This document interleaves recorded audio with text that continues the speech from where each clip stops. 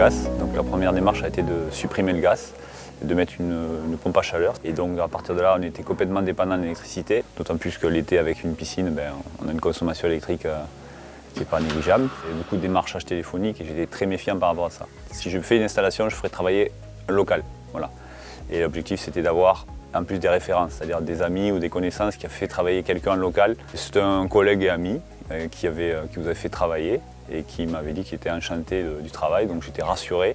En fait, le rapport de confiance qui s'est installé dès le départ, j'ai consulté des devis de collègues qui avaient fait travailler d'autres entreprises locales, mais j'ai même pas fait moi de devis dans une autre entreprise. Je crois que j'ai contacté Christophe en milieu de semaine, je crois qu'il venait 3 jours plus tard et une semaine après, même pas, j'avais les études. Et quelqu'un de pro, du vrai conseil, donc 5 jours plus tard j'avais signé, voilà, donc ça a été très vite.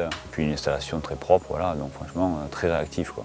Là on peut voir qu'en ce moment la production est d'1,7 kW et que j'en mets 1,4 dans les batteries et que j'en consomme 0,4.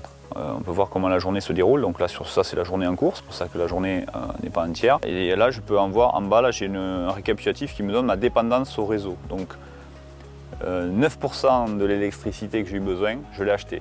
On peut aussi voir l'installation des panneaux photovoltaïques sur cet écran, mais au début on est un peu tout le temps en mode consommation et j'ai constaté que mes amis me disaient pareil. Voilà, donc maintenant moi je regarde quand même de temps en temps pour vérifier qu'il n'y a pas de dysfonctionnement. On a adapté les grosses dépenses énergétiques, c'est-à-dire machine à laver, four, dans la mesure du possible, on va choisir le moment où le soleil est là.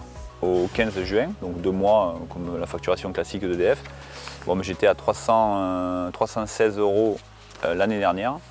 Et pour la même période, donc facturé le même jour un an plus tard, 71 €. Il n'y avait pas la production d'eau chaude, alors que là, je produis aussi l'eau chaude sur cette période. Avec une garantie de 15 ans sur une batterie, alors que j'amortis mon installation en 10-11 ans, je me suis dit, il n'y a pas grand risque. Une fois l'installation amortie, ce sera des économies réelles, avec un argent disponible, on peut faire autre chose.